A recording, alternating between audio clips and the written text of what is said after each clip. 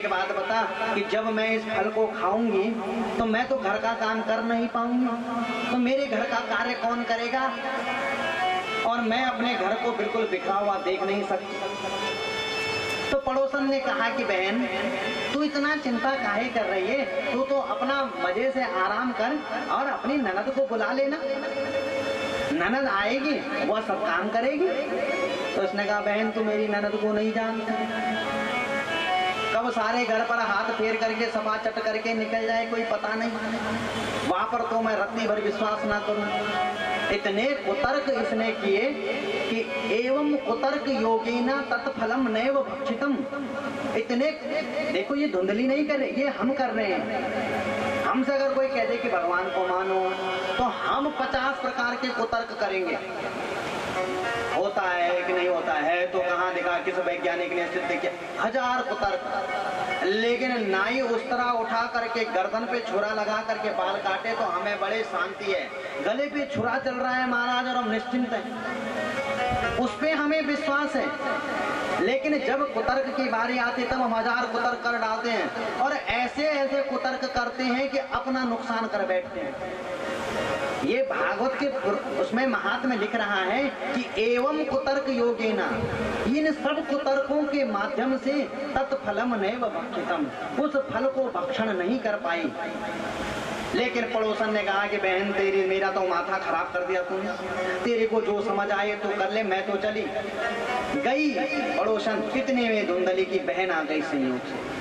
धुंधली की बहन आई, क्या बात है बहन, धुंधली ने जरा बड़ी परेशान दिखाई दे रही है। बोली हाँ बहन तू सभी समय पर आ गई, वो तुम्हारे जीजाजी कहीं गए थे आज और उन्हें किसी ने फल प्रदान कर दिया, कह रहे हैं संतान होगी। अब धुंधली की बहन के साथ समस्या ऐसी थी कि धुंधली की बहन बड़ी गरीब थी, घर में बतेरे बच्चे थे, बहुत संतान थी, लेकिन खाने के लिए कुछ नहीं था। और आत्मदेव के घर में खाने के लिए बहुत कुछ था, लेकिन खाने वाला कोई नहीं।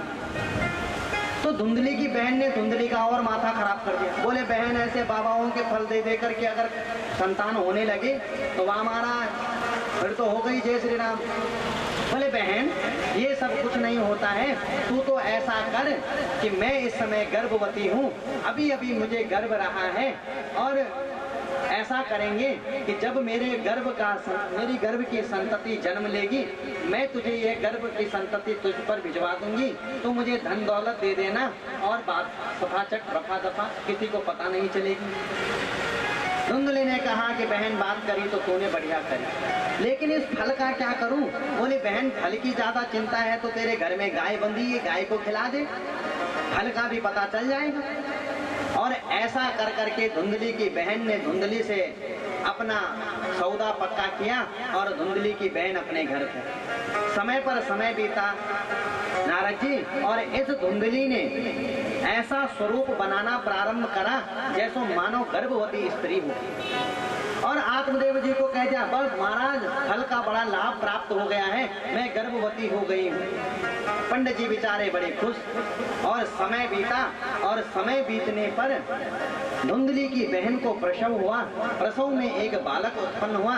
चुपचाप रात्रि के समय में उसने वह बालक धुंधली के पास भिजवा दिया। धुंधली ने भी उसे धन संपदा इत्यादि देकर के विदा किया और सुबह होकर के पंडित जी महाराज को दिखा दिया कि हे महाराज देखो भगवान की कृपा से, संतों के आशीर्वाद से हमारे घर में एक दिव्य बालक का जन्म हुआ। आत्मदेव बड़े प्रसन्न हुए। लेकिन जिस गाय को धुंधली ने फल खिलाया था, ठीक 3 महीने के बाद उस गाय के पेट से भी एक बालक का जन्म हुआ। और संत कहते हैं कि यह देवताओं का कौतुक है कि एक गाय के पेट से एक मानवाकार बालक का जन्म कैसे हो सकता है। लेकिन देवताओं की क्रीड़ा है, क्या कह सकते हैं। समय बीता और दोनों बालकों के नामकरण की बात आई। बढ़िया सा कोई नाम पंडित जी महाराज अपने बालक का सोच के रखने लगे। तो धुंधली ने कहा कि सुनो महाराज, 9 महीने तक पेट में मैंने रखा, इसे कष्ट सहा मैंने, तो नाम भी इसका मेरे नाम के अनुसार ही होगा। तो बोलो देवी तुम क्या चाहती हो? बोले देखो महाराज, मेरा नाम है धुंधली, तो मैं चाहती हूँ मेरे बेटे का नाम पड़े धुंधकारी और इसका नाम हो गया धुंधकारी। और श्री आत्मदेव जी महाराज ने जो गाय के पेट से जिस बालक का जन्म हुआ था, उस बालक के कान गाय के कान के समान थे, इसलिए उसका नाम रखा गौकर्ण। समय पर समय बीता, कियत कालेन तहु जातो तरुणो तनयाविति, गोकर्णः पंडितो ज्ञानी धुंधकारी महाखलः। समय पर समय बीता और जहाँ गौकर्ण जी महाराज दिन प्रतिदिन सदाचार से युक्त होकर के दिव्य ज्ञानी होते चले गए, प्रत्युत्तर में धुंधकारी उतना ही बड़ा पापी और महापापी होता चला गया। धुंधकारी जिस गली से निकल जाए, जिस स्थान से निकल जाए, जिस गांव से निकल जाए, डर के मारे सब लोग अपने अपने घर द्वारों को बंद कर देते हैं। लेकिन गौकर्ण महाराज जिस जगह से निकले, जहाँ जाएं वहाँ लोग अपने घर द्वार खोल करके, जिस जगह से गौकर्ण महाराज चले वहाँ जा करके तुरंत उनके चरणों की रज को अपने मस्तक से लगाने लगे। समय बीता और धुंधकारी महाखल होता चला गया। जो महाखल धुंधकारी था, इतना खल हो गया, इतना पापी हो गया कि महाराज हिंसा करना, चोरी कर देना, छोटे छोटे बच्चों को मार डालना, इसके लिए आम बात हो गई। जुआरी हो गया नंबर 1 का। जब अपने पुत्र की ऐसी स्थिति देखी, अपने पुत्र की यह स्थिति जब आत्मदेव महाराज ने देखी, तब आत्मदेव महाराज बड़ा रोने लगे। और जब रोए, एक दिन धुंधकारी घर आया तो पिताजी की पिटाई करी। पिताजी जुआ खेलने जाना है, माल संपदा कहाँ रखी है? आज जब बेटे ने लात मारी, तब जा करके आत्मदेव को आज होश आया। वर्षों पूर्व जब वन में एक यति ने, एक सन्यासी ने समझाया था कि महात्मन, संतान हो जाने से सुख मिल जाएगा, क्या गारंटी है, वह बात उस दिन समझ नहीं आई। आज जब अपने पुत्र ने लात मारी, तब जाकर के ध्यान आया कि कितना कष्ट होता है। तो क्व गच्छामि क्व तिष्ठामि, ओ मे दुःखं व्यपोहये, प्राणस्त्यजामि दुःखेन, हा कष्टं मम संस्थितिम्। मैं कहाँ जाऊं, क्या करूं, जहाँ जाकर के मैं अपने इस दुख की शांति कर सकूं। जब अपने पिता आत्मदेव को गौकर्ण जी ने इतना दुखी देखा, तो 2 श्लोकों में आत्मदेव जी महाराज ने, गौकर्ण जी महाराज ने आत्मदेव को दिव्य ज्ञान प्रदान किया और ज्ञान देते हुए कहा कि पिताजी, देहे स्थिमांस रुधिरे भिमतिं त्यजत्वं, जाया सुतादिषु सदा ममतां विमुञ्च, पश्यानिशं जगदिदं क्षणभङ्गनिष्ठं, वैराग्यरागरसिको भवभक्तिनिष्ठः। हे पिताजी, देहे स्थिमांस, इस देह में जो आपका नेह है, इसे त्यागिए सबसे पहले। जब तक इस देह का अभिमान हमसे दूर नहीं होगा, पति, पुत्र, पत्नी, धन, परिवार, संपदा में जब तक हमारा मोह टूटेगा नहीं, तब तक हम इस गृहस्थी के प्रपंच में फंसे रहेंगे। देखिए, समझिए कि हमारा जो देह है यह क्षण भंगुर है, बिजली की तरह है। भगवान शंकराचार्य कहते हैं, आयुर्नश्यति पश्यतां प्रतिदिनं याति क्षयं यौवनं, प्रत्यायान्ति गतः पुनर्न दिवसां कालो जगद्भक्षकः, लक्ष्मीस्तो यतरङ्गभङ्गचपला विद्युच्चलं जीवितं, तस्मान् मां शरणागतः शरणद त्वं रक्ष रक्षाधुना। हमारे देह के जो अवस्था है, आयु जो है, वह क्षण भंगुर है।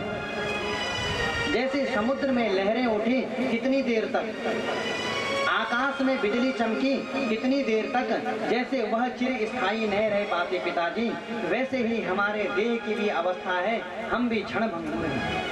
पहले तो ज्ञान विज्ञान से संपन्न होकर के, वैराग्य से युक्त होकर के, धन परिवार इत्यादि में जो यह आसक्ति है, उस आसक्ति का त्याग कीजिए और विचार से विवेक से विचार कीजिए कि किस चीज का ग्रहण कर करके हम किस चीज का ग्रहण करने के पश्चात हमारे दुखों का दूर, हम दुखों से मुक्त हो सकते हैं। तो पिताजी, धर्मं भजस्व सततं त्यज लोक धर्मान, सेवस्य साधु पुरुषान् जहि काम तृष्णाम्, अन्यास्य दोष गुण चिंतन मासु मुक्त्वा, सेवा कथा रसमहो नितरां पिबत्वम्। धर्मं भजस्व, परम धर्म का भजन कीजिए, लोक के व्यवहार का त्याग कीजिए, साधु पुरुषों की सेवा कीजिए और काम और तृष्णा को दमन कर डालिए पिताजी। तभी, और सबसे बड़ी बात क्या कही कि अन्यास्य दोष गुण चिंतन, दूसरों के दोष को देखना छोड़ो और उनके गुणों से प्रसन्न होना भी छोड़ो। दूसरे के दोष और गुण का चिंतन करना छोड़ो।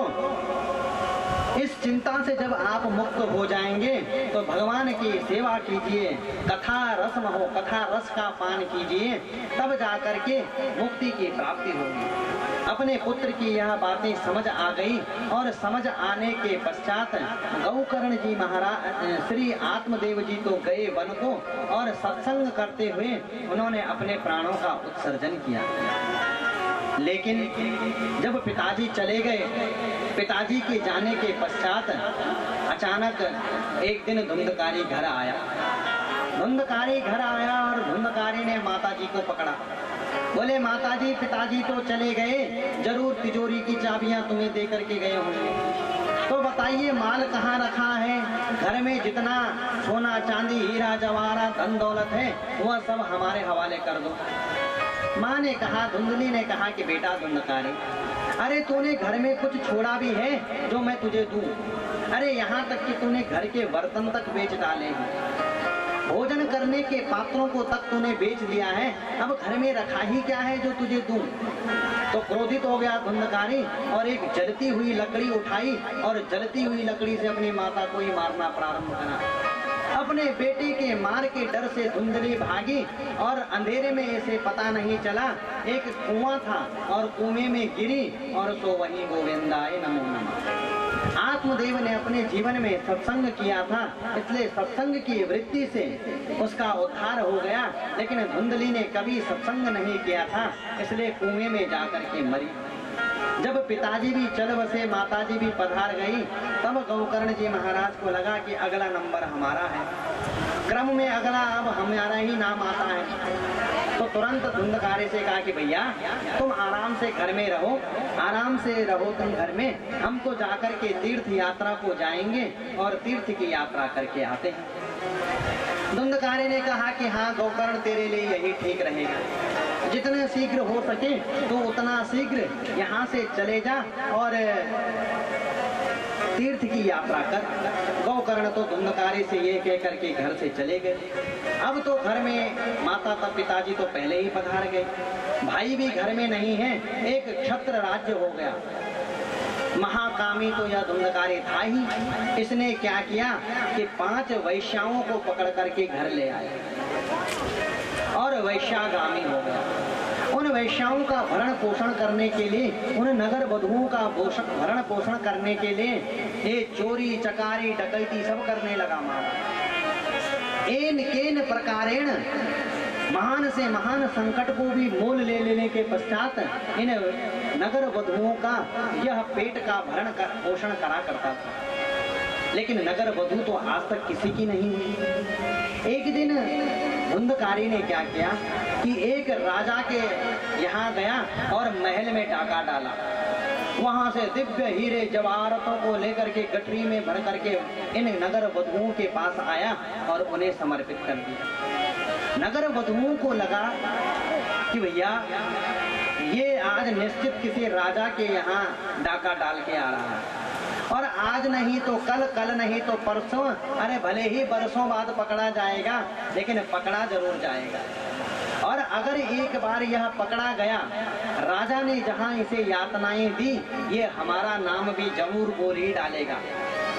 तो हमारे प्राणों पर कोई संकट आए, हमारी पोल किसी के सामने खुले, उससे बढ़िया बात यही हो सकती है कि क्यों ना हम इसी को ठिकाने लगा दें। तुरंत इन नगर वधुओं ने क्या किया कि इस धुंधकारी को मदिरा का पान कराया। इतना मदिरा का पान कराया कि अपने होश में नहीं रहा। जब बेहोश होकर के गिर पड़ा तो इन्होंने क्या किया कि इसके हाथ पैर बांधे और हाथ पैर बांध कर करके इसका गला दबाया। जब प्राण निकलने के लिए हुए तो चिल्लाने लगा, तो इसकी आवाज को कोई सुन न ले, इसकी ध्वनि को कोई सुने ना, तो इन गणिकाओं ने क्या किया कि तुरंत चूल्हे पर गई। चूल्हा धड़क रहा था गरम गरम अंगारों से। एक तवे में चूल्हे के अंगारे भरे और चीखते चिल्लाते इस धुंधकारी के मुख में वह गरम गरम अंगारे डाल दिए। तप्ता अंगार समूहाश्चा तन्मुखे ही विचिक्षुपः। अग्नि की भयंकर ज्वालाओं से संतप्त होकर के इस धुंधकारी के प्राण निकल गए, क्योंकि जीवन में कभी कोई सत्कर्म तो किया था नहीं। और अंत में जब देह छूटा तो वह भी इतना भयंकर कष्ट को लेकर के छूटा। परिणाम यह निकला कि धुंधकारी भयंकर प्रेत बन गया, और इतना खतरनाक प्रेत बना कि इसने प्रेत अवस्था में लोगों का जीना आराम कर डाला। समय बीता, गोकर्ण जी महाराज तो यात्रा पर गए ही थे। जैसे ही गया पहुंचे, श्री गया जी की धरती पर पहुंचे, इन्हें पता चला कि हमारा भाई भी स्वर्ग सिधार गया। तो तुरंत गया में जाकर के फल्गु नदी के किनारे पर दिव्य विधि के, वैदिक और शास्त्रोक्त विधि के माध्यम से इन्होंने अपने पिता माता सहित अपने भाई धुंधकारी के उत्थान के लिए, उसकी सदगति के लिए एक पिंड का दान किया। पिंड का दान करके वर्षों के पश्चात श्री गोकर्ण जी महाराज आज अपने घर पर आए। अब क्योंकि भाई तो वर्षों पहले मर चुका था, इसलिए घर एकदम वीरान हो गया। जैसे तैसे घर में एक जगह बनाई अपने लेटने के लिए, एक जगह पर सोए। जैसे ही रात्रि का समय हुआ, मध्य रात्रि के आसपास अचानक बड़ी वेग की वायु चल उठी। इतनी तेज वेग वायु चली कि गोकर्ण जी महाराज जाग गए। जब तक कुछ सोचने समझने लगे तब तक सामने एक भैंस खड़ी दिखाई दी। जब तक भैंस पर दृष्टि का पात हुआ तब तक उस भैंस का आकार चेंज हो गया, वो आकार ही बदल गया उसका। गोकर्ण जी महाराज समझ गए कि जरूर कोई अतिरिक्त प्रेत इस स्थान पर घूम रहा है। तुरंत हाथ में जल लिया, गायत्री मंत्र का प्रयोग किया और गोकर्ण जी महाराज के ब्रह्म बल से उद्दीप्त हुआ वह जल जैसे ही गोकर्ण जी महाराज ने उस प्रेत के ऊपर छिड़का तो प्रेत के भीतर बोलने की शक्ति प्राप्त हुई। प्रेत के क्षण भर के लिए, कुछ देर के लिए ही सही, प्रेत के भीतर कुछ बोलने की शक्ति प्रारंभ हुई। जैसे ही प्रेत को बोलने की शक्ति प्राप्त हुई तो गोकर्ण ने पूछा, कौन हो भाई? तो रोते हुए प्रेत बोला कि हे भैया, हे गोकर्ण, तूने मुझे नहीं पहचाना क्या? बोले, ना भाई, मैंने तुझे नहीं पहचाना, तू कौन है? तो तब यह प्रेत बना धुंधकारी बोला कि हे गोकर्ण, अहम भ्राता त्वदीयोऽस्मि धुंधकारी नामतः स्वकीयेनैव दोषेण ब्रह्मत्वं नाशितं मया। हे भाई, अहम भ्राता, मैं तेरा बड़ा भाई धुंधकारी हूँ। एक ब्राह्मण कुल में मेरा जन्म हुआ, लेकिन मैंने कभी भी भगवत भक्ति नहीं की, कोई सत्कर्म नहीं किया, कभी संत महात्माओं को किसी को कोई दान नहीं करा है, इसलिए मृत्यु के पश्चात भयंकर प्रेत बन करके घूम रहा हूँ। हे भाई, हे कृपा सिंधु, अहो बंधु कृपा सिंधु, भ्रातर मामा मोचय। हे मेरे भाई, हे कृपा सिंधु, मेरे उद्धार के लिए तू कुछ कर, अन्यथा इस प्रेत की योनि में रह करके मुझे अत्यंत कष्ट हो रहा है। गौकर्ण ने कहा कि अरे धुंधकारी, अरे तेरी मुक्ति के लिए, तेरे मोक्ष के लिए तो मैंने गया जी में जा करके तेरे नाम का पिंड का दान किया है। धुंधकारी ने कहा कि हे भाई गौकर्ण, अरे गया में जाकर के जिसका पिंड दान करें वह मुक्त हो जाता है, लेकिन साधारण जो पापी होते हैं, अरे मैं तो प्रथम नंबर का पापी हूँ, प्रथम श्रेणी का हूँ। पापियों का जब नाम आएगा तो पहला नंबर मेरा ही रहेगा। और मेरी मुक्ति के लिए तू गया जी में जाकर के 1 2 नहीं 100 पिंड भी दे आएगा तो गया श्राद्ध सते नापी। गया जी में जाकर के तो 100 पिंड भी दे के आएगा तो गया श्राद्ध सते नापी मुक्तिर में न भविष्यति। 100 पिंड भी देगा तू गया में जाकर के तो भी मेरी मुक्ति नहीं हो सकती है। इसलिए भैया तू ज्ञानी है, तो विद्वान है, तू मेरी मुक्ति का कोई मार्ग ढूंढ, अन्यथा इस प्रेत की योनि में अब मैं रह नहीं सकता। गौकर्ण जी महाराज ने कहा कि हे धुंधकारी, इस समय तो तू यहाँ से चला जा, मैं अवश्य तेरी मुक्ति के लिए कोई न कोई चेष्टा, कोई न कोई साधन अवश्य जरूर ढूंढ लूंगा। ये कहकर के प्रेत तो चला। प्रातः काल हुआ, स्नान इत्यादि से निवृत्त होकर के भगवान सूर्य को गौकर्ण जी ने प्रणाम किया और भगवान सूर्य से पूछा कि हे सूर्य नारायण, आप बताइए कि जिस व्यक्ति का उद्धार गया जी में पिंड देने के पश्चात भी न हो सके, उस व्यक्ति की, उस महापापी की मुक्ति कैसे होगी। मानो सूर्य नारायण ने संकेत करा कि हे गौकर्ण, जिसकी मुक्ति गया जी में श्राद्ध पिंड करने के पश्चात भी न हो, उसकी मुक्ति केवल और केवल श्रीमद् भागवत महापुराण के श्रवण से ही हो सकती है। बोल श्रीमद् भागवत महापुराण की जय। सूर्य नारायण से ज्ञान प्राप्त करके श्रावण के महीने में श्री गौकर्ण जी महाराज ने इस दिव्य भागवत की कथा का आयोजन किया। स्वयं व्यासपीठ पर बैठे अपने समस्त ग्रामवासियों को उन्होंने श्रोता बनाया। कथा को सुनते हुए ऐसा लगता है कि जहाँ कथा हो रही है वहाँ कोई बांस का जंगल रहा होगा। उसी के मध्य में एक 7 गांठ का एक बांस पड़ा हुआ। अब ये संयोग था, ऐसा नहीं कि रखा गया था, संयोग था कि एक 7 गांठ वाला एक बांस पड़ा हुआ था। धुंधकारी आया और प्रेत बना हुआ था, तो वायु को टिकने के लिए स्थान तो चाहिए, तो इस बांस की जड़ में घुस गए, बांस के निचले भाग में घुसा। दिन भर कथा सुनता और रात भर कथा पर चिंतन करता।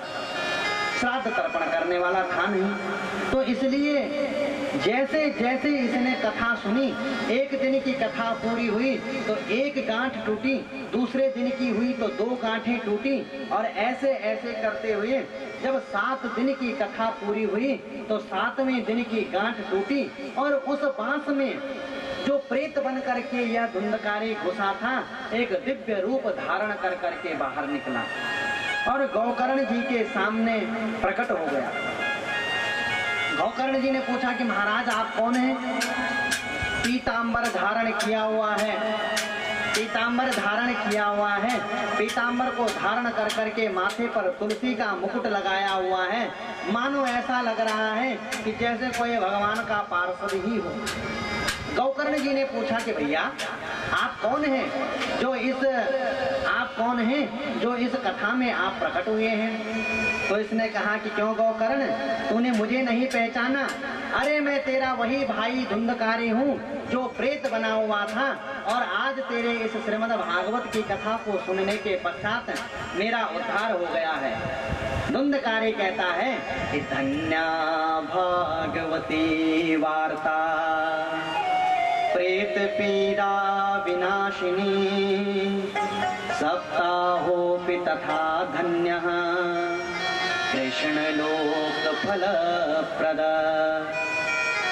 धन्य है भैया भागवत की वार्ता, जिसने मुझ जैसे परम भयंकर प्रेत की पीड़ा का निवारण कर दिया और साक्षात भगवान श्री कृष्ण के लोक को प्राप्त करने का मुझका अधिकारी बना दिया।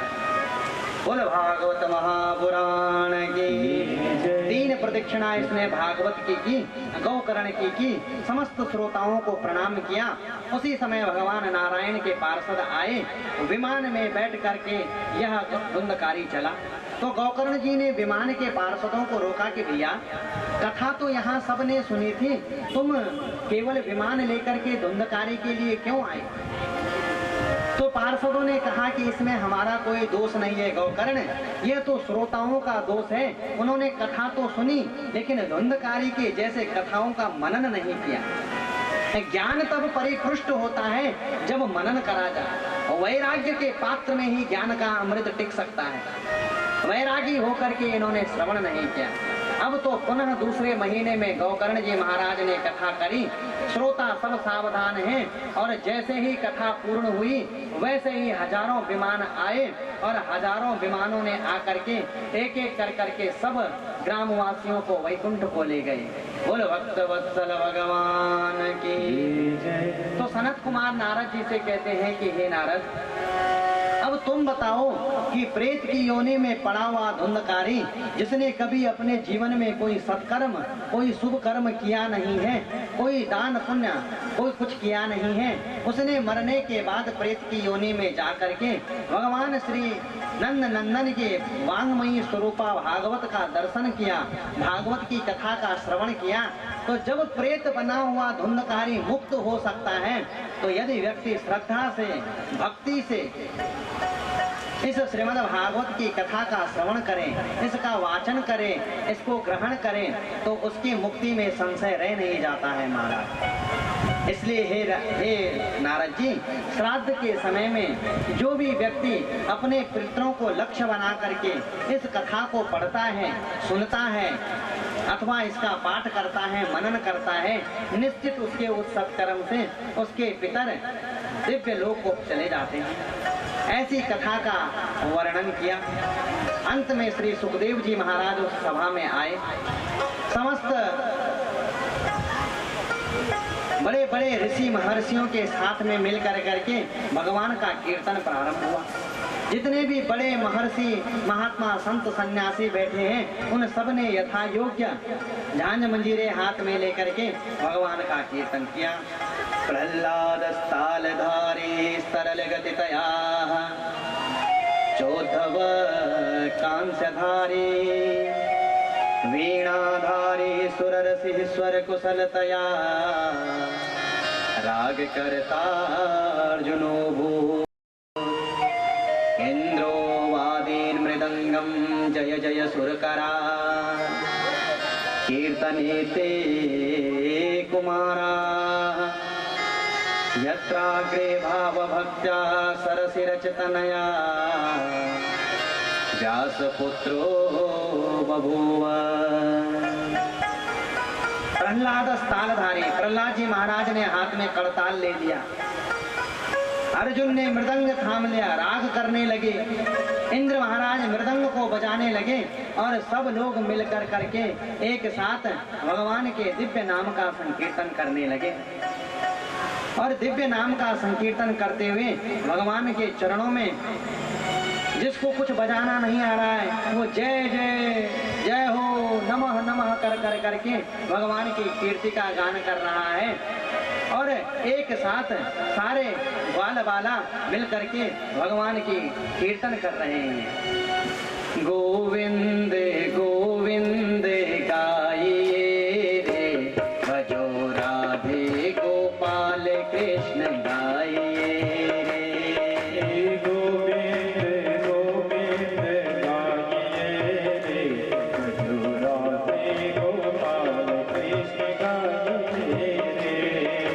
गोविंद गोविंद गाइए रे, भजो राधे गोपाल कृष्ण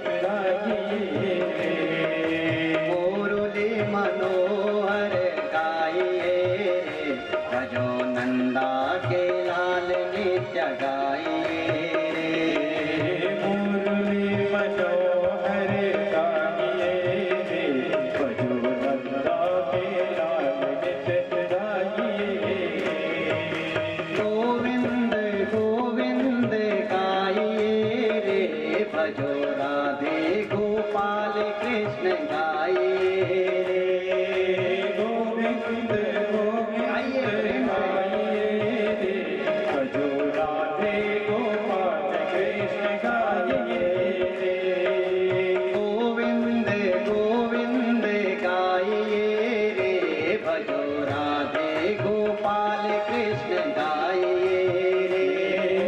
गोविंद गोविंद गाइए रे, भजो राधे गोपाल कृष्ण गाइए रे। मुरली मनोहर गाइए रे, भजो नंदा के लाल नित्य गाइए रे।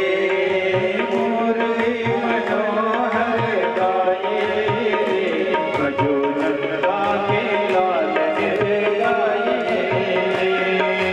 मुरली मनोहर गाइए रे, भजो नंदा के लाल नित्य गाइए रे।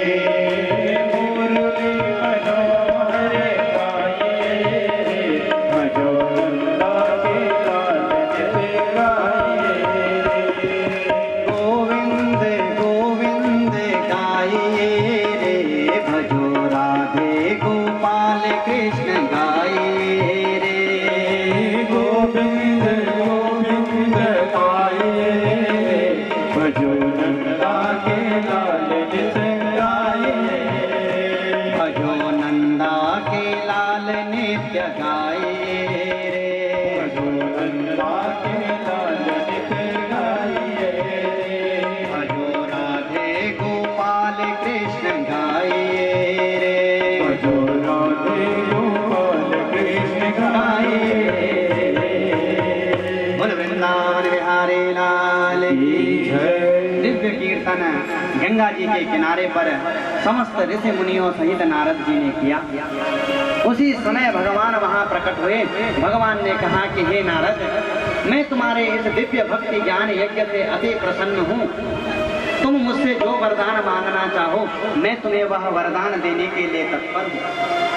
नारद जी ने कहा कि हे प्रभु, मुझे आपसे सिर्फ इतना ही चाहिए कि आज के पश्चात जहाँ कहीं भी इस भागवत की कथा का गुणगान किया जाए, आप वहाँ प्रकट हो करके उन आयोजकों की, उन कर्ताओं की समस्त मनोकामनाओं को पूर्ण करना, यही हम आपसे वचन चाहते हैं। भगवान ने तथास्तु का वरदान दिया और अंतर्ध्यान हुआ। भगवान सुखदेव पहुंचे, उन्होंने भागवत की दिव्य कथा का मधुरम महात्म्य सुनाया और महात्म्य सुनाते हुए अंत में कहा कि हे ऋषियों, इस असार संसार में तपे हुए जो संतप्त प्राणी हैं, उन्हें केवल भगवान की यह कथा ही मुक्ति प्रदान कर सकती है। इस भागवती गंगा में स्नान करने के पश्चात व्यक्ति को परम शांति की प्राप्त होती है। इसलिए हे राजा, हे ऋषियों, असारे संसारे विषय विष संगा कुल धिया क्षणार्धम क्षेमार्धम पेबत सुख गाथा तुल सुधा किमर्थम व्यर्थम भो व्रजत कुपथे कुत्सित कथे परीक्षित साक्षीय श्रवण गत मोक्त्योक्ति कथने। हे ऋषियों, हे नारद जी, हे महात्माओं, अपने जीवन काल में क्षणार्धम क्षेमार्धम, एक क्षण भर के लिए भी जिसने इस भागवत के चरण कमलों को, भागवत के अक्षर अक्षर में समाये हुए भगवान श्री कृष्ण की श्यामलता को पहचान कर इस श्रीमद् भागवत महापुराण की कथा का श्रवण किया हो, मनन किया हो, निश्चित वह तर जाएगा। इस बात में कोई संशय नहीं है, क्योंकि राजा परीक्षित की मुक्ति इस बात की साक्षी है कि एक बार मन पूर्वक, धैर्य पूर्वक और विचार पूर्वक जिसने इस श्रीमद् भागवत की कथा का श्रवण कर लिया, निश्चित उसके दैहिक, दैविक, भौतिक, आध्यात्मिक, आदि दैविक और आध्यात्मिक तीनों ताप समाप्त हो जाएंगे और सच्चिदानंद घन भगवान के श्री चरणों में उसे दिव्य स्थान की प्राप्ति हो जाएगी। बोल श्रीमद् भागवत महापुराण की जय। व्यास जी ऐसा निर्णय कर रहे हैं। तो आप व्यास जी के इन कथनों के साथ में हमारे यजमान परिवार ने भी इस कथा का आयोजन अपने पितरों के लिए किया। श्री उपेंद्र दत्त चमोली जी और उनके अनुज श्री वीरेंद्र दत्त चमोली जी ने अपने सभी बंधु बांधवों के साथ मिलकर करके सुखदेव जी महाराज की वाणी को माध्यम बना कर करके अपने पितरों के उद्धार के लिए इस दिव्य यज्ञ का आयोजन किया। यद्यपि यह समय उनकी माता स्वर्गीय चंकी देवी जी के अवसान की तिथि है, लक्ष्य तो यद्यपि दिन तो उनके एकोदिष्ट का है, लेकिन तथापि मैंने कहा था ना कि नृसिंह भगवान का वचन है कि एक बार श्रीमद् भागवत का भगवान के नाम का जिसने अवलंबन प्राप्त कर लिया तो 21 पीढ़ियां तर जाती हैं। अब 21 पीढ़ियां तो हमें भैया याद नहीं है, तो जितनी भी ज्ञाता ज्ञात पीढ़ियां हैं, जैसे कि माता का एकादिष्ट तो यजमान के लिए केवल लक्ष्य है, अन्यथा इस कथा में केवल ऐसा नहीं है कि माता जी की पुण्यतिथि है तो केवल उसी दिन केवल उनके ही निमित्त यह कथा है। हाँ, वो बात अलग है कि प्रधान तिथि उनकी है, लेकिन अब जैसे हमारे यजमान जी के पितामह लोग हैं, पितामही हैं, अन्य संगे संबंधी हैं, उन संबंधियों के निमित्त यह कथा उन्होंने करवाई है। जैसे स्वर्गीय श्री विद्यादत्त चमोली जी, स्वर्गीय श्री गौरा देवी जी, स्वर्गीय श्री रामचंद्र जी, स्वर्गीय श्रीमती भूरी देवी जी, स्वर्गीय श्री चैतराम जी, स्वर्गीय श्री भुवना देवी जी, स्वर्गीय श्री भोला दत्त जी, स्वर्गीय श्री मुक्ति देवी जी और स्वर्गीय श्री बद्री दत्त जी एवं स्वर्गीय महिषानंद जी, ये जो यजमान के पितामह और पितामही हैं, इनमें से हो सकता है किसी को यजमान ने देखा हो, किसी की तो शकल भी याद ना हो सकता है उनके आने से पहले ही कहीं चले गए हों। तो कीर्ति यस्य स जीवति, भगवान गीता में कहते हैं कि जिसकी कीर्ति धरती पर विद्यमान है वह देह से तो धरती पर नहीं है, परंतु ये मान लो कि निश्चित है कि वह धरती पर विराजमान है। तो इस भागवत के माध्यम से जो पितामह और उनकी श्रीमतियां इस देह को छोड़ करके यहाँ से गई हैं, उनके उद्धार के लिए भी यह कथा है। हमारे यजमान जी के जो कनिष्ठ और ज्येष्ठ जो चाचा जी लगते हैं, जैसे श्री घनश्याम दत्त जी तथा श्री स्वर्गीय श्री श्यामलाल जी के उद्धार की भी कामना हम इस कथा में कर रहे हैं। यद्यपि यह सब बातें सब संकल्प में हैं, ये सब हमारे यजमान जी के पितामह हैं, पितामही हैं, उनके चाचा जी लोग हैं, ज्येष्ठ कनिष्ठ पितु हैं, और माता पिता तो विशंबर दत्त जी और श्रीमती चंकी देवी जी हैं ही, जिनका प्रधान प्रत्यक्ष है। लेकिन प्रतिदिन प्रथम दिवस से लेकर के अंतिम दिवस सप्तम दिवस पर्यंत तक आज मोक्ष धेनु के साथ में इस श्रीमद् भागवत महापुराण की कथा का आयोजन हमारे यजमान जी ने अपने इन समस्त पितरों के लिए किया है।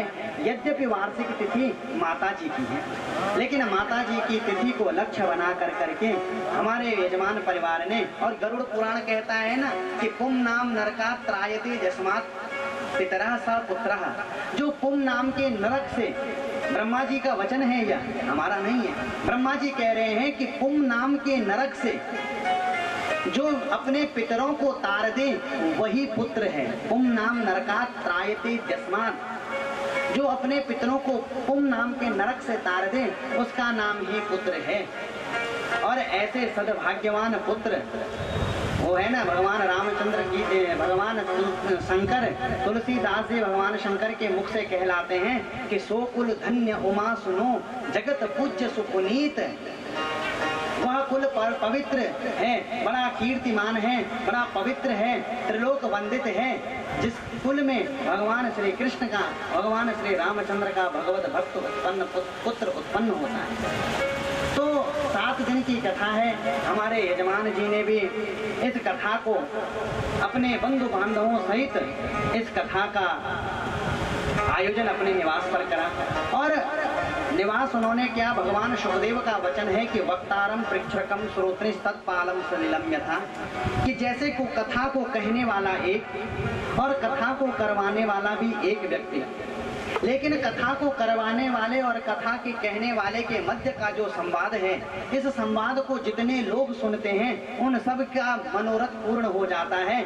जैसे भगवान शालिग्राम का पूजन कोई करे तो शालिग्राम का पूजन करने वाले पंडित जी एक, शालिग्राम का पूजन करवाने वाले यजमान एक, लेकिन शालिग्राम भगवान का स्नान का चरणोदक प्राप्त करने वाले जैसे जनता जनार्दन अनेक होती है। तो यजमान और ब्राह्मण के उस किए हुए अभिषेक का फल समस्त प्राणियों को प्राप्त होता है। वैसे ही हमारे यजमान ने इस भगीरथ प्रयत्न को किया और इस भगीरथ को प्रयत्न को करने के पश्चात प्रथम दिवस से लेकर आज सप्तम दिवस तक यह श्रीमद् भागवत की कथा आप और हम सब ने गाई, सुनी, कही। तो इस यज्ञ में जिस व्यक्ति का जिस भी रूप से सहयोग रहा हो, इस व्यासपीठ से हम उसे हार्दिक अभिनंदन कर सकते हैं और अनंत आशीर्वाद भागवत के पास बैठ करके दे सकते हैं कि भैया भगवत के चरणों में बैठ करके ऐसी हरि भक्ति बनी रहे। यज्ञ के समस्त आचार्य हमारे मैठाणी जी ने तो 7 दिन तक क्या दिव्य वेद मंत्रों के, और कहा शिव पुराण कहता है ना कि भगवान की पूजा अगर वैदिक करे तो अति श्रेष्ठ है। वेद के मंत्रों से परिष्कृत जो व्यक्ति हो उसको भगवान नारायण और भगवान शंकर के पूजन का अधिकार है। तो हमारे मैठाणी जी ने और उनके साथ ब्रह्मा जी में दोनों मैठानियों का संयोग था, तो इन्होंने मिलकर के दिव्य नारायण का पूजन करा। यज्ञ के आचार्य रहे और यजमान परिवार जी के कुल पुरोहित जी महाराज जी सहित और समस्त हमारे संगीत पर श्री श्रीमती जी, बडोनी जी इत्यादि सहित। भैया आपको भी बड़ा बड़ा प्रणाम है, आपने 7 दिन तक हमें साउंड की व्यवस्था दी। तो समस्त, मैं सबके नाम तो यहाँ से ले नहीं सकता, न स्मरण में है और न लिए जा सकते हैं, लेकिन बस एक वाक्य में बात यह कही जा सकती है कि दूर दराज से हमारे यज्ञ में श्री भट्ट जी पधारे, समस्त ब्राह्मण मंडली के सहित जितनी जनता जनार्दन आप हैं, जिन्होंने भी यजमान परिवार का जिस रूप से भी सहयोग प्रदान किया है, वह यजमान की ओर हम उसे हार्दिक से धन्यवाद प्रदान करते हैं। समस्त व्यवस्थाओं के निर्माता जितने भी आप लोग हैं उनको हम हार्दिक से धन्यवाद प्रदान करते हैं। इस कथा को यहीं विराम करें। जो समय उपलब्ध हो पाया 7 दिन में उसमें हमने आपको कथा सुनाई। यदि भगवान की कृपा रही, भागवत भगवान की कृपा बनी और लक्ष्मी नारायण का आशीर्वाद बना, कभी पुनः मौका मिला आपको कथा सुनाने का, तो भागवत के समक्ष बैठ कर करके ये जो प्रसंग सुनाए हैं, इन प्रसंगों के अतिरिक्त क्योंकि भागवत महासागर है, कुछ अन्य मोती आप तक पहुंचाने का कभी भगवान ने सौभाग्य दिया तो अवश्य उनको आप तक प्रेषित करेंगे। आइए मंगलमय कामनाओं के साथ में अपने यजमान को इस व्यासपीठ से पूरी से आशीर्वाद देते हुए आप समस्त श्रोता वृंदों को और इस ध्वनि यंत्र के माध्यम से जहाँ तक ध्वनि पहुँचे, जिसके कर्णों में एक बार भी भगवान की नाम की मधुर ध्वनि पहुंची हो, वह भगवान के चरणों का आश्रय लीजिए और भगवान के नाम का आश्रय लेकर के जीवन को दिव्य और भव्य बनाने का प्रयत्न कीजिए। तो आइए इन्हीं शब्दों के साथ में आज इस सप्तम दिवस की कथा को हम विराम करेंगे। इसके पश्चात कथा के विराम के पश्चात यज्ञ के आचार्य और यजमान जी ने जैसा भी व्यवस्था बनाई होगी, आप उनके निर्देशों के अनुसार इस यज्ञ मंडप में आरती कीजिए, भगवान नारायण का प्रसाद लीजिए, चरणामृत ग्रहण कीजिए। यथा संभव जो प्रसाद हो सकेगा वह आप तक वितरित होगा और फिर पितृभोज की व्यवस्था है, आप उसको प्राप्त कर करके जाइएगा। तो आइए इन शब्दों के साथ में आज इस भागवत को यही विराम करें। बोल भागवत महापुराण की जय, श्रीमद् वृंदावन बिहारी लाल की जय। सर्वे भवन्तु सुखिनः, सर्वे सन्तु निरामयः, सर्वे भद्राणि पश्यन्तु, मा कश्चित् दुःखभाग् भवेत्। बोल वृंदावन बिहारी लाल की जय, श्री नागराजा नृसिंह भगवान की जय, श्री घंटा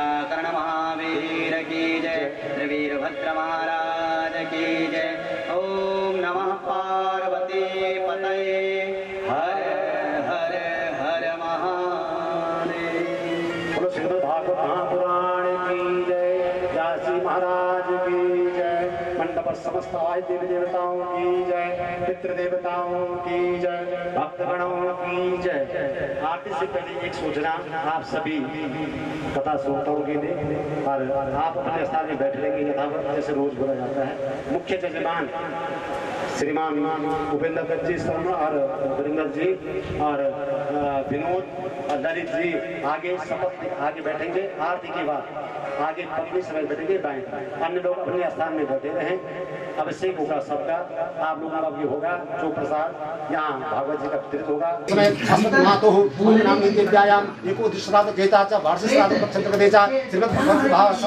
ज्ञान पारायण अंतर्गतेचा तद देवता नैवेद्यम विघ्नारायण देवता नैवेद्यम तद नैवेद्यम गुणावती संकल्पम अहम करिष्ये। ओम महान विष्णुदेव नमः। सर्वोच्चारार्थे गंता चतुष्टान मित्र में पराते मतलब छोड़ने नहीं अपना तपणिया पतयंति ध्रुवाः दशधारा अर्घो नवाजे वाष्टांडेन्द्रं निगमानः एकमूर्धगुं सतक्रतो स्वाहा।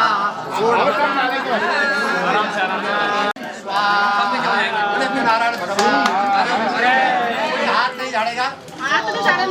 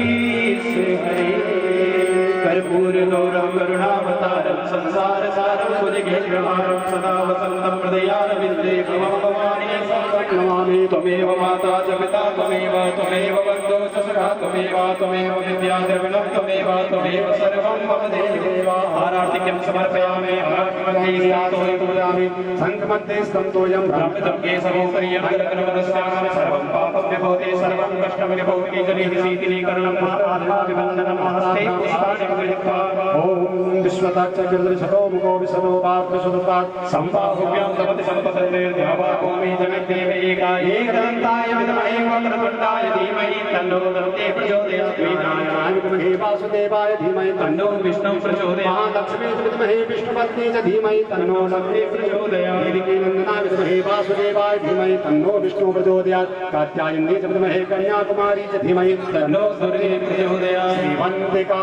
वकुलचम्पकपाटलाब्जे पूर्णागजातकरवीररसादपुष्पै बिल्वप्रवाद तुलसीदलमञ्जरीः पूजयामि जगदीश्वर मे प्रसीद यदं पापं गतं परमेश्वर मंत्रपुष्पाञ्जलिं समर्पयामि लक्ष्मी नारायण भगवान की जय समस्त आवाहित देवी देवताओं की जय सनातन धर्म की जय धर्म का विश्व का कल्याण गौ माता की जय गंगे मैया की जय ओम नमः पार्वती पतये हरे हरे महादेव हर कष्ट हर दुख हर हर हर हर महादेव। आप दूध लेके जाते हैं, कोई 1 किलो दूध लेता है, कोई आधा किलो लेता है, कोई 4 किलो दूध लेता है। तो जिसका बर्तन जितना बड़ा होगा उतना ही उसको मिलेगा। तो जितना पल्लू प्रसार सत्यो प्रसार दीजिए आप।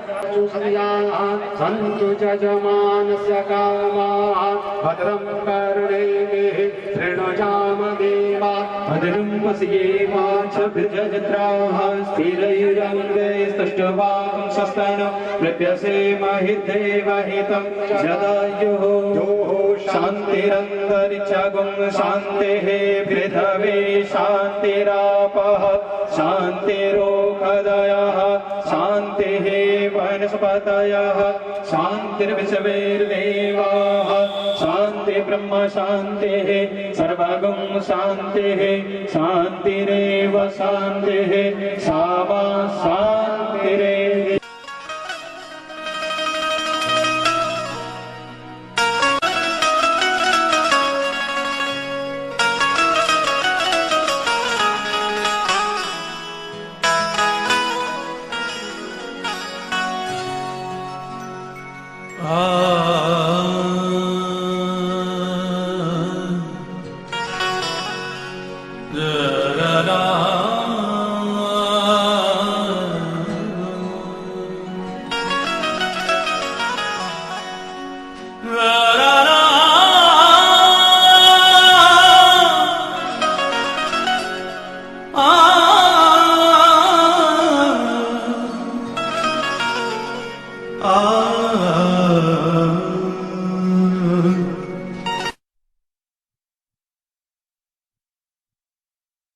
आपकी कृपा से सब काम हो रहा है, मेरा आपकी कृपा से सब काम हो रहा है, मेरा आपकी कृपा से सब काम हो रहा है। करते हो तुम कन्हैया, करते हो तुम कन्हैया, मेरा नाम हो रहा है, मेरा आपकी कृपा से सब काम हो रहा है, मेरा आपकी कृपा से सब काम हो रहा है, मेरा आपकी कृपा से सब काम हो रहा है, मेरा आपकी कृपा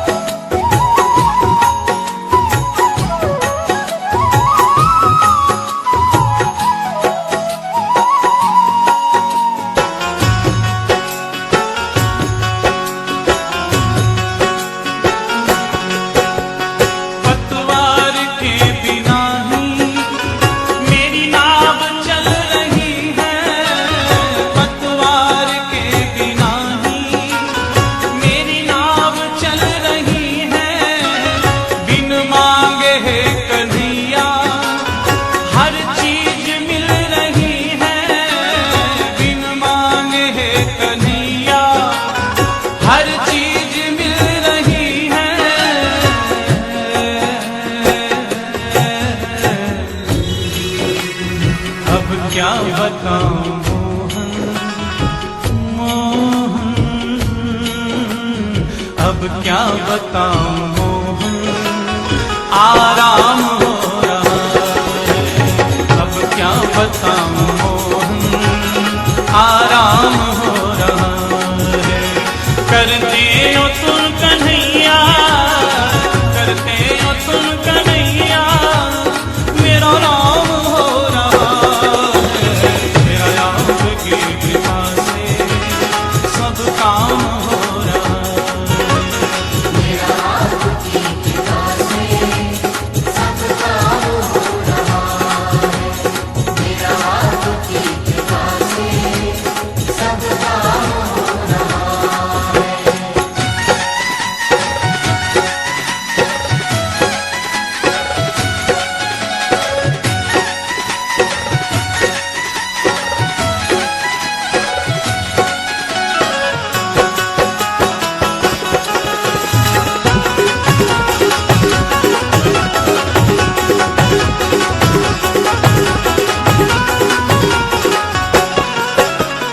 मेरी जिंदगी में तुम हो, किस बात की कमी है।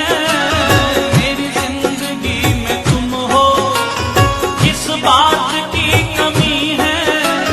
मुझे और अब किसी की परवाह भी नहीं है। मुझे और अब किसी की परवाह भी नहीं है।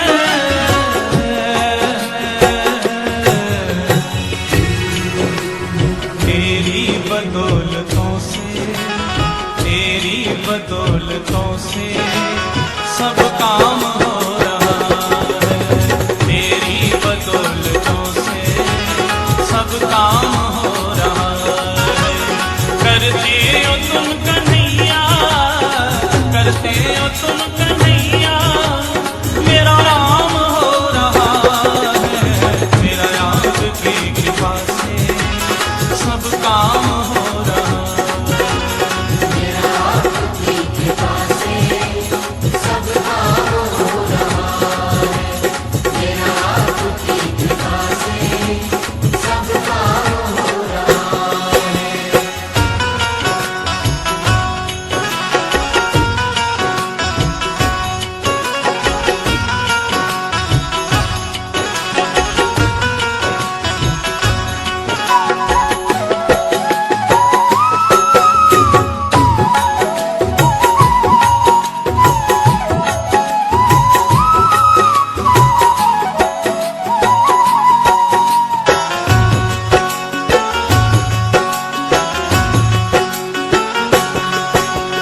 दुनिया में होंगे लाखों, तेरे जैसा कौन होगा।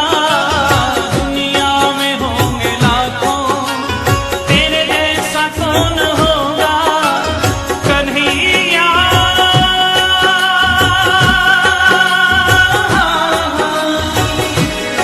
ओ मेरे प्यारे,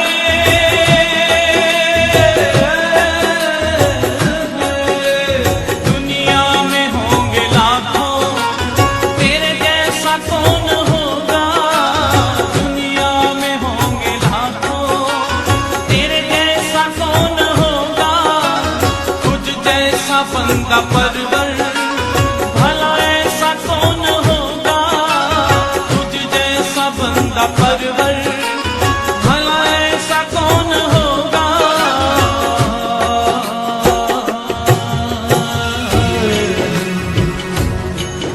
हर थामा है तेरा दामन, दामन थामा है तेरा दामन, आराम हो रहा है।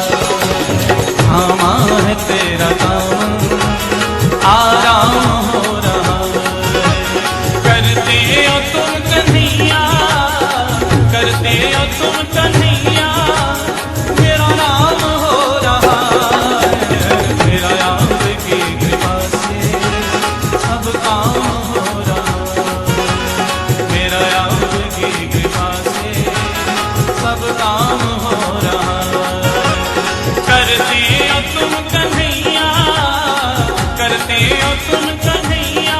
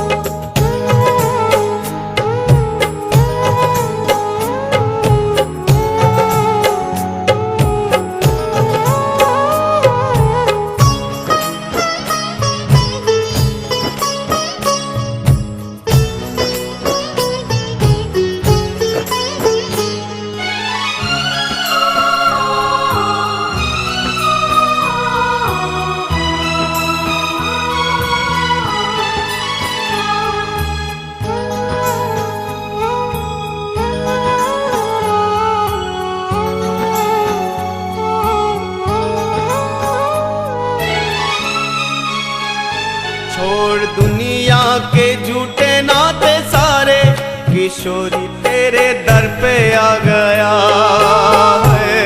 किशोरी तेरे दर पे आ गया, हे महारानी किशोरी तेरे दर पे आ गया, हे राधा रानी, तेरे दर पे आ गया। छोड़ दुनिया के झूठे नाते सारे, किशोरी तेरे दर पे आ गया है। किशोरी तेरे दर पे आ गया, हे महारानी किशोरी तेरे दर पे आ गया। मैंने तुमको पुकारा ब्रजरानी, तुमको पुकारा ब्रजरानी, के जग से बचाए रखना है। बरसाए रखना, बरसाए रखना, महारानी बरसाए रखना, हे महारानी बरसाए रखना। श्री राधा, श्री राधा,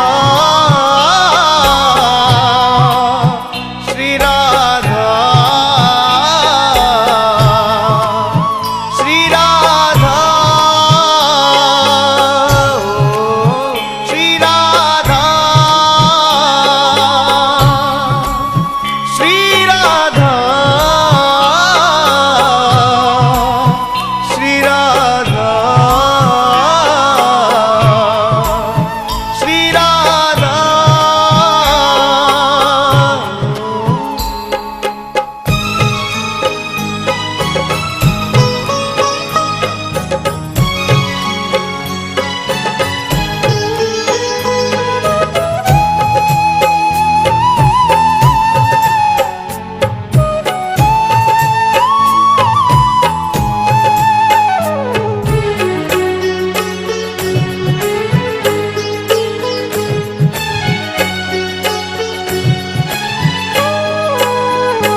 इन श्वासों की माला पे मैं सदा ही तेरा नाम सिमरूं है। सदा ही तेरा नाम सिमरूं, हे राधा रानी, सदा ही तेरा नाम सिमरूं, हे महारानी, सदा ही तेरा नाम सिमरूं। ओ इन श्वासों की माला पे मैं सदा ही तेरा नाम सिमरूं है। सदा ही तेरा नाम सिमरूं, सदा ही तेरा नाम सिमरूं। लागी राधा श्री राधा नाम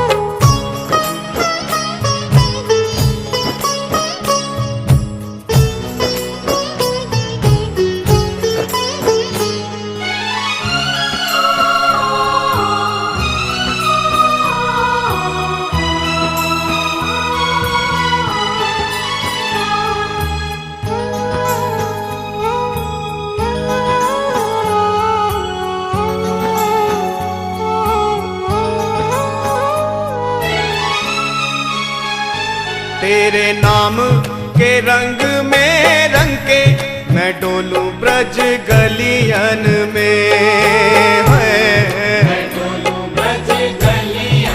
श्री राधा रानी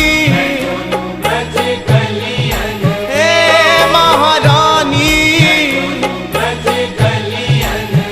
ओ तेरे नाम के रंग में रंग के मैं डोलूं ब्रज गलियन में है।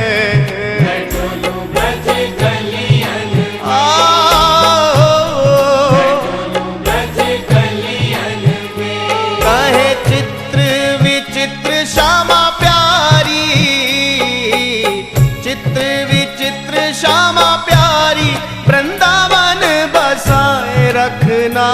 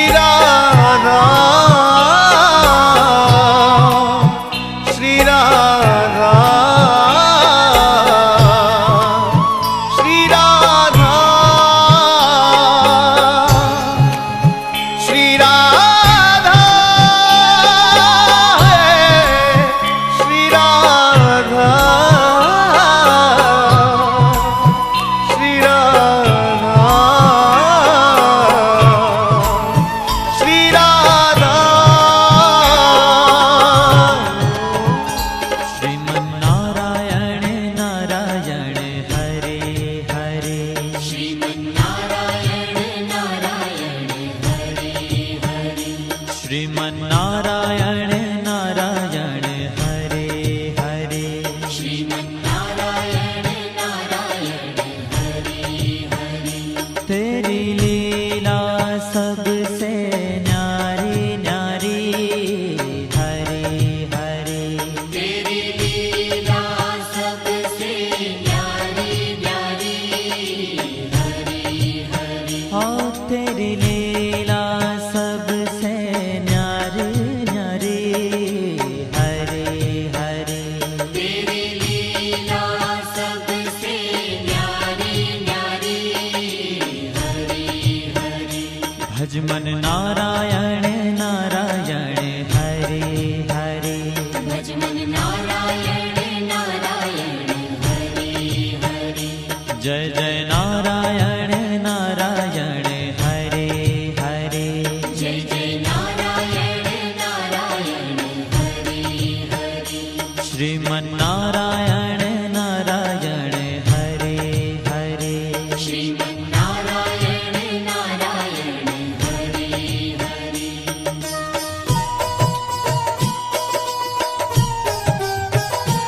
हरि ओम नमो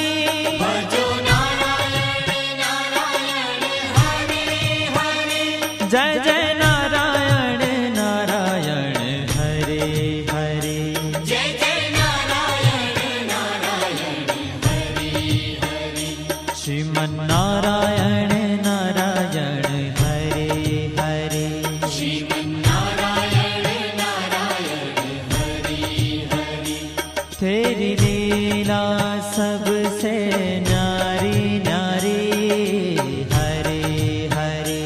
तेरी लीला सबसे न्यारी न्यारी हरि हरि। श्रीमन्नारायण